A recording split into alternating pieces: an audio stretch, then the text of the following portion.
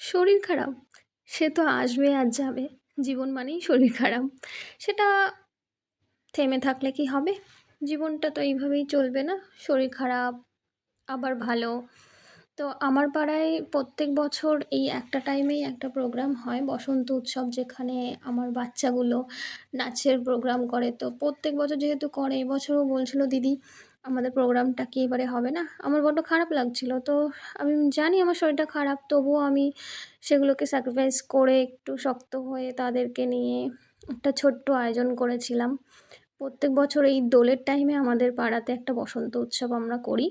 তো এবছরেও আমি করেছিলাম। তো সেখানে আমি লাস্ট একটা পারফরম্যান্স করেছিলাম দ্রৌপদীর। সেটাই আজকে আমি তুলে ধরেছি আরকি ছোট্ট একটা ক্লিপের মাধ্যমে। শরীর খারাপ তো এরকম আসবে যাবে, সেগুলো তো নিয়ে আমরা বসে থাকতে পারবো না। আমাদের তো আমাদের জীবনে এগিয়ে যেতেই হবে, তাই না? আর ওই ছোট, ছোট মুখগুলোর দিকে তাকিয়ে আমি আমার শরীর খারাপের বাহানাটা দিতে পারলাম না।